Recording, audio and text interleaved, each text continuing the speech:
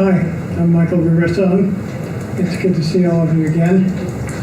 The talk today has a lot of symbolic meaning in my own life, but every once in a while I start wondering if maybe I'm in some kind of bizarre race against whether I'm going to get enough patronage support for the arts and the energy work, or if there's going to be some complete physical collapse coming up. It's very interesting, and I don't know why I like that drama so much, but there it is. But one of the things that I noticed during the talk was that the idea of consciousness keeps coming up, and that's the real key. It's not about, well, take whatever job you can get, or call the Brazilian embassy and see if they'll take you in, or whatever. It's none of that. What it is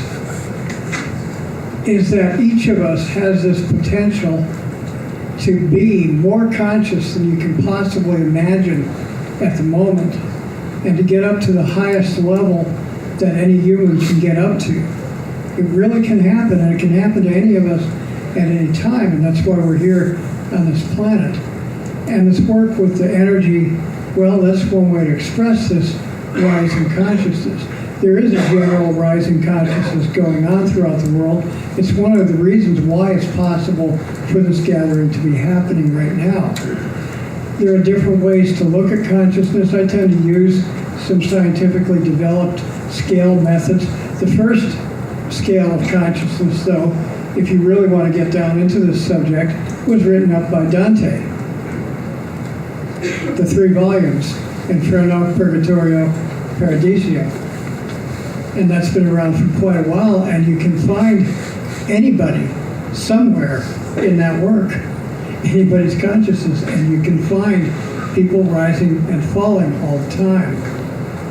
And so I'm hoping that this work over everything else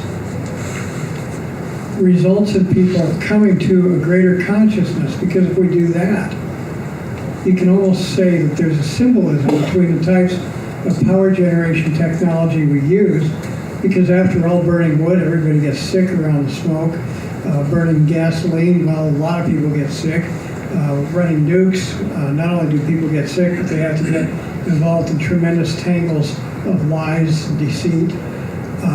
But the methods that we have here, one of the odd things we keep noticing over and over again is many of the technologies we develop have medical effects before we observe energy effects.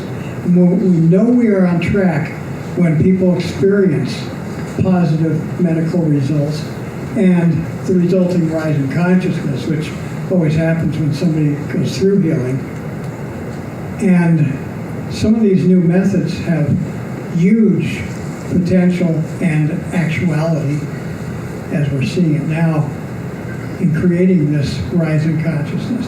So we keep going for it. And so this is what I'm saying is a coda to the talk. But there's one other thing I want to mention too. Music turns out to be the fastest way to change any environment.